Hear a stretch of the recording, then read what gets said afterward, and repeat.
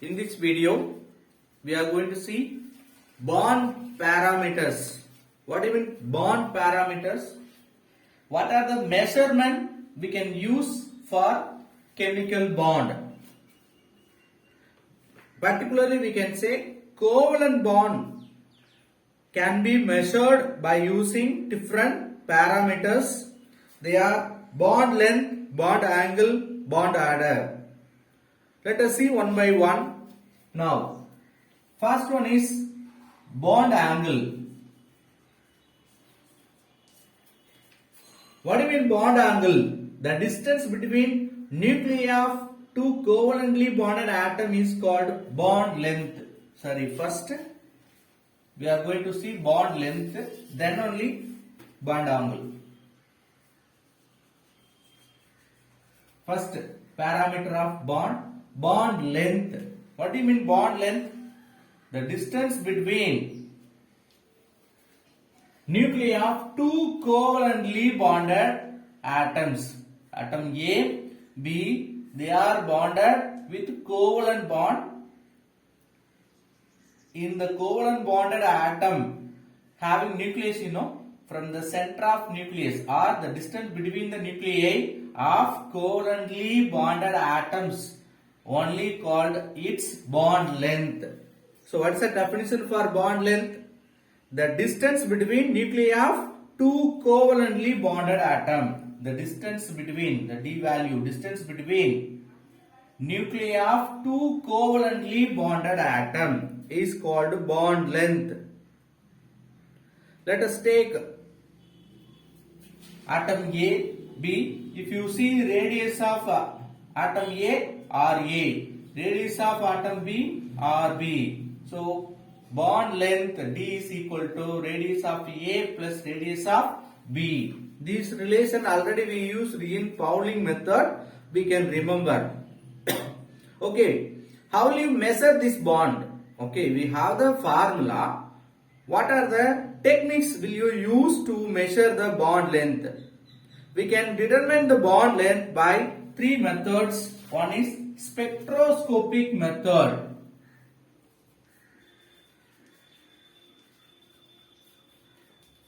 The second one is X-ray diffraction.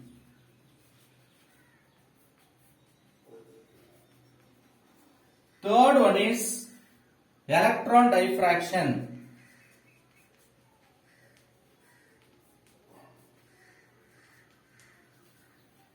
So these are the three techniques we can use to measure the bond length. What are they? One is spectroscopic method. The second one is X-ray diffraction. Third one is electron diffraction techniques. The bond length depends upon two factors. What are the two factors affecting or involved in the bond length? One is size of the atom. Second one is number of bonds.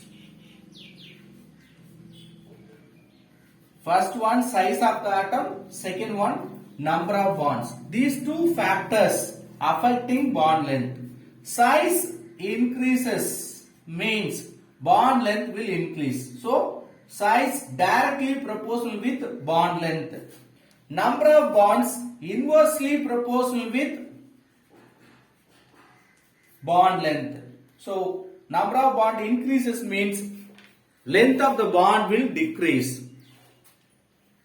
Bond length means the distance between the two nuclei of covalent bonded atom. Based on the radius sum up value, we can determine the bond length. There are three techniques: spectroscopic, X-ray diffraction and electron diffraction.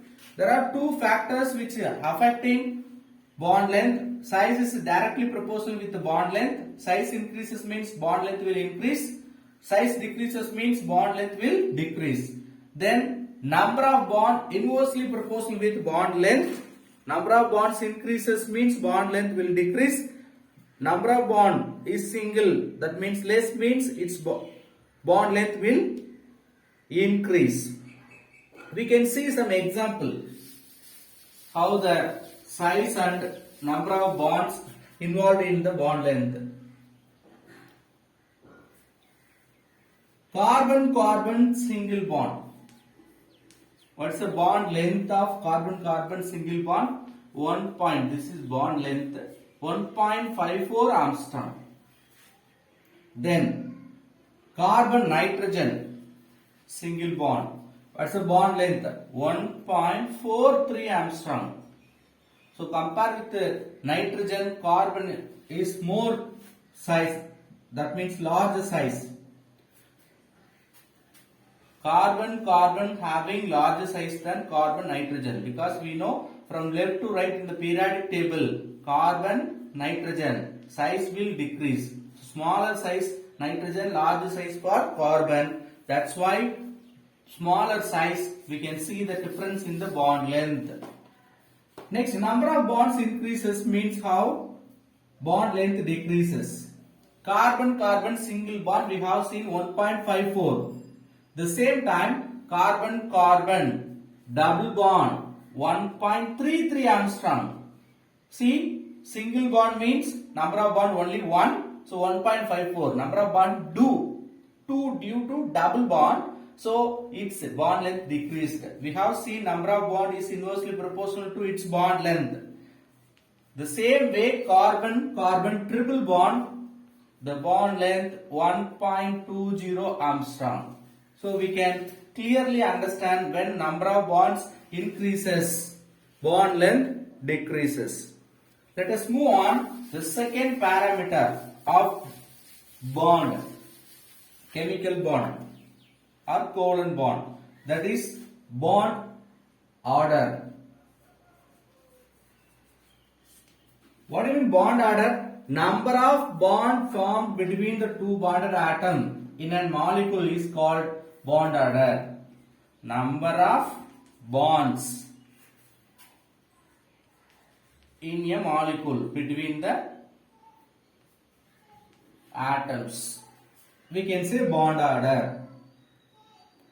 According to Lewis theory, bond order is equal to number of shared pair of electron. Number of, or we can write bond order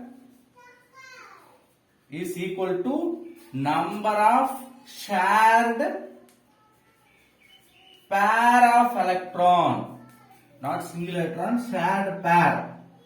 How many number of shared pair electrons are present? That is only its a bond order. We can see example. Hydrogen molecule. If you take hydrogen bonded with another hydrogen, H2. One covalent bond we can see. One covalent bond means we have one pair. So one pair means it will form single bond. So its bond order is 1. Because only one pair they have shared between the hydrogen atoms. Let us take one more example. Water. So what is the bond order for water? Here also, which bond? For this bond, bond order 1. This bond, bond order 1. So 1. Then HCl, methane. All are having bond order 1. We have to see between any two atom in a molecule. We cannot count, sir, here one bond, totally 2 only. Not like that. We have to compare between any two atom of a molecule. Let us see some more example with their bond order. H2 we have seen, this means between the hydrogen we have one bond. Oxygen, best example, O2, which forming double bond between them, so bond order is 2. Number of bond or number of shared pair of electron between the atoms, very important. We cannot count overall number of bond. Only between any two atom, how many number of shared pair electron present, that is only its a bond order. Then nitrogen, N triple bond N. Tell me the bond order. Yes, 3. So maximum we may have bond order 1, 2, 3 like that. Sometimes fractional order also will come. If you take formaldehyde, so in that which bond we are considering very important. C double bond O bond. If you consider, that is bond order 2. In case carbon hydrogen, this bond if you consider bond order 1. So which two atom participated to form bond, that only determines its bond order. Let us see the next parameter of chemical bond.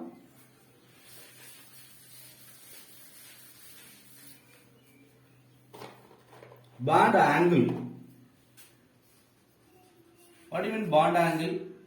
So before studying the definition, we must know covalent bonds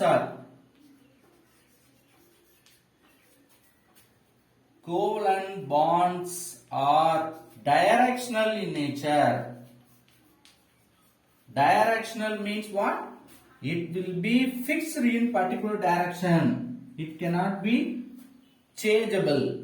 They are directional in nature. If you see the bond between hydrogen and hydrogen in particular direction, always it having the same direction. So due to the specific direction in space,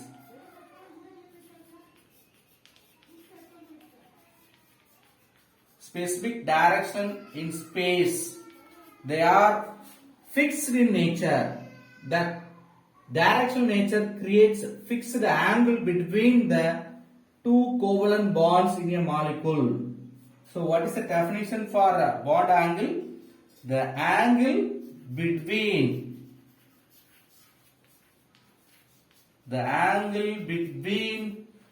any two covalent bonds. If you see the bond angle, for example, take water, one covalent bond, second covalent bond. Between any two covalent bond, if you measure the angle, that is only its bond angle. What's the definition for bond angle? The angle between two covalent bonds in a molecule is termed as bond angle. Usually angle we know that 104.5 degree. So the unit for bond angle is generally measured or denoted with degree. It is also measured by spectroscopic method. How do you measure the bond angle? Simply you can measure with any instrument, not like that. We can use spectroscopic method to measure bond angle. Let us see some bond angle. In methane, CH4, the bond angle between two covalent bond is nothing but 109 degree 28 minutes.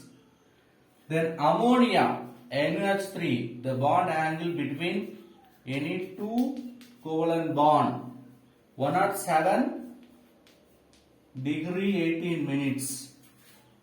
The last one, water, the bond angle between two covalently bond, that is 104 35 degree. Already I wrote Yes, the next parameter, bond enthalpy. What do you mean enthalpy? It is another word for energy. Instead of energy, we have spelled out enthalpy. Bond enthalpy. So, what do you mean bond enthalpy? The minimum amount of energy required to break one mole of particular bond in a molecule in their gaseous state. Remember, we have gaseous state atom, one mole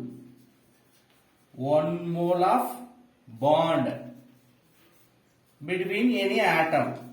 That atom should be in gaseous state. It should not be solid state or liquid state. Only it should be in gaseous state. How much amount of bond we have to take? 1 mole of bond. For this 1 mole of bond breaking, the minimum energy required is called its bond enthalpy. Again I am repeating the definition for bond enthalpy. The minimum amount of energy required to break 1 mole of particular bond in a molecule in their gaseous state. So you have to take one gaseous state molecule. In that particular bond, we have to choose that bond should be 1 mole of bond. That 1 mole of bond we want to break means we need certain minimum energy. That minimum energy to break this 1 mole of bond in a molecule is called bond enthalpy. What is the unit for bond enthalpy? Kilojoule mole inverse. Already we used for ionization energy also. If the bond enthalpy is larger, it's becoming more stable or the bond becoming strong. So large bond enthalpy present means it's the bond becoming very stronger. In case bond enthalpy less means bond may be weaker. The bond energy also depends upon the size of the atom and the number of bonds between the atom. Two factors affecting bond enthalpy. One is size of the atom. Second one is number of bonds. We may already studied in the bond length also, size and number of bonds. Same factor in bond enthalpy also.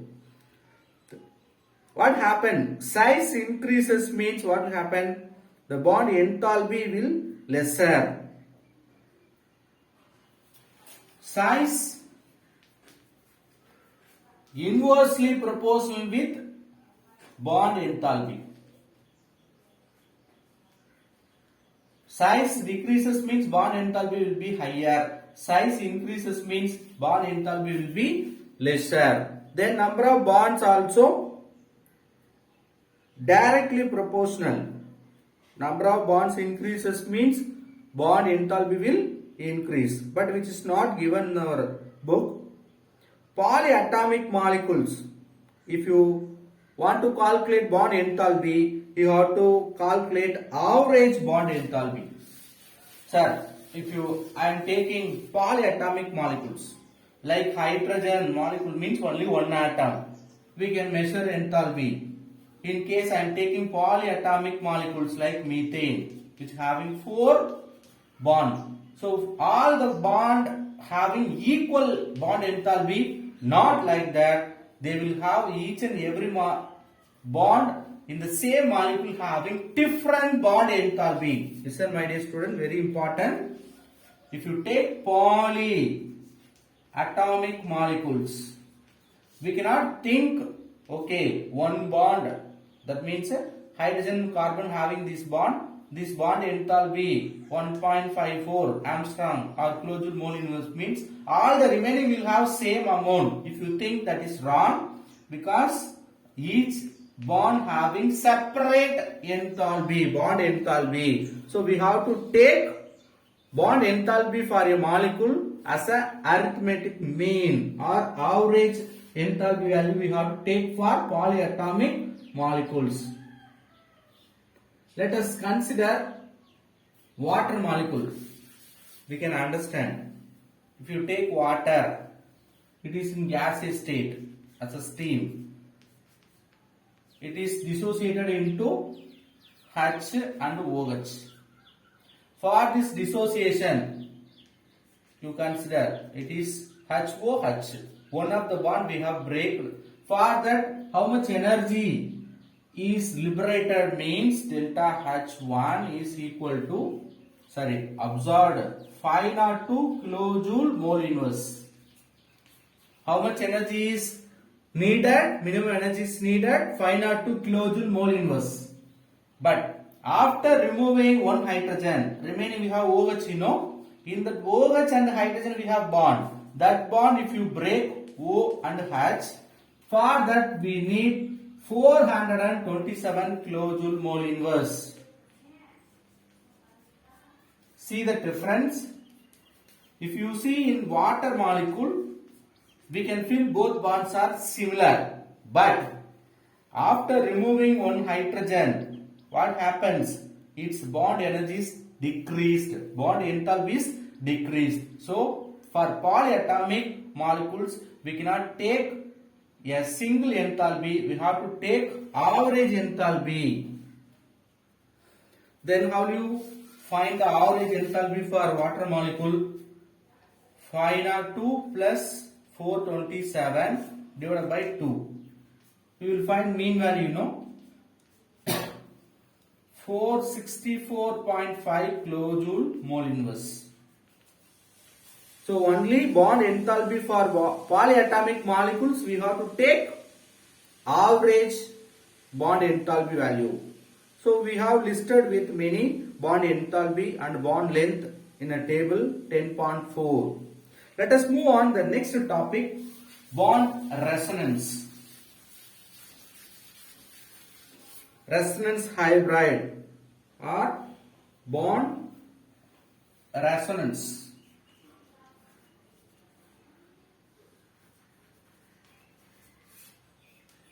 Resonance means what? Here we have to again recall the Lewis structure. The Lewis structure, dot structure may have the two different or many possible structures. We can understand carbon dioxide itself have two structure. One is more stable. The same way we can discuss here carbonate CO3 2 minus molecule. It is an ion, carbonate ion.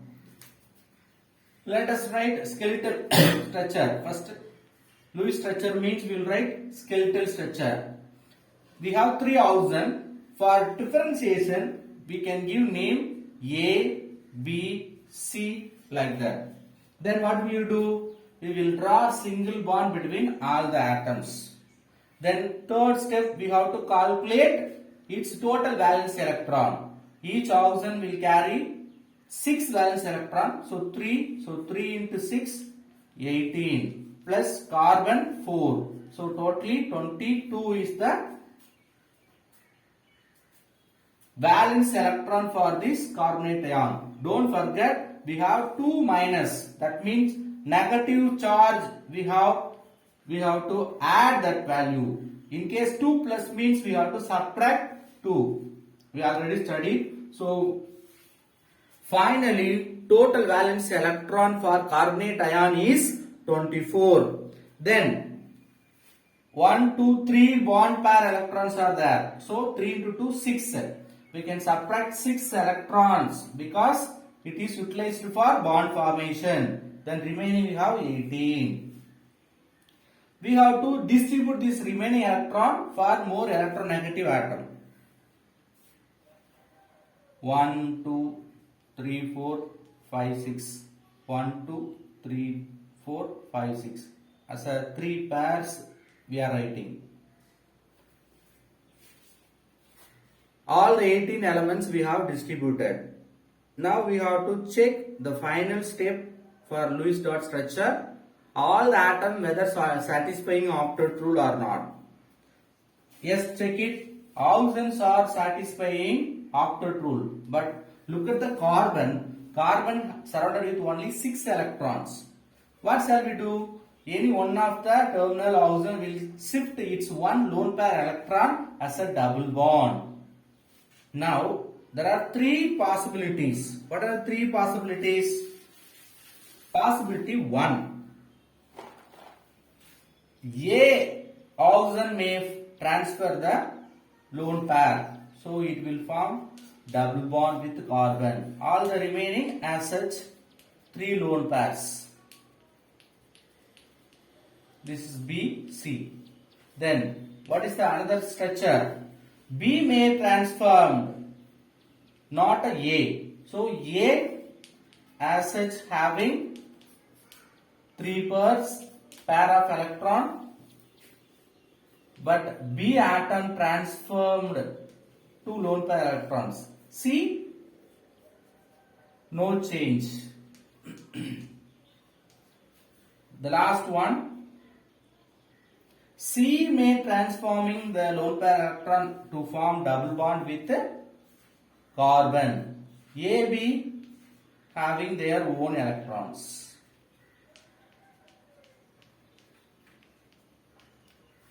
All the structures are possible. All structures are satisfying after true. You see, three different configurations are possible, or different structures are possible for same carbonate ion. Don't forget which having 2 minus charge in the power. So all the structure we have to write 2 minus in the power. Because it is not a neutral one, it is a negative ion. If you see in the evidence from the experimental result, carbon oxygen bond in the carbonate ion are equivalent. If you see, all the oxygen carbon bond is equal, but in resonance structure, this all possible structures only we are calling resonance structure or hybrid structures. Okay, resonance or hybrid structures. This hybrid structure, if you see, we have double bond. Okay, but overall in the experiment, if you see, all three side bonds are equal in nature. Listen carefully. If you shift, we have at least one double bond between any oxygen and carbon. But as per experimental data, what they are telling, all three side bonds are equal in nature. Then what will you say? This double bond not fixed in any one oxygen and carbon. This double bond shifting between all these three positions. So let us take average of these three structure as a one structure, that is called hybridized structure. These structures are called canonical structure. What do you mean canonical structure? All possible structures are called canonical structures. But one canonical structure cannot convert into another structure.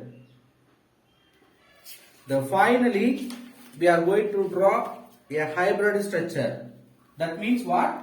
Anyway, we must know double bond possible, but that double bond not possible with any A oxygen or B oxygen or C. The double bond shifting all the three positions. So because of that shifting nature, we can draw hybrid structure of carbonate ion. See, one thicker line or solid line, that means one bond is stable. The second double bond one we wrote, that may be present here or here or here. That means all three possible directions it can shift continuously. So that bond we can write 2 minus 3. Out of 2 charge, 3 possibility.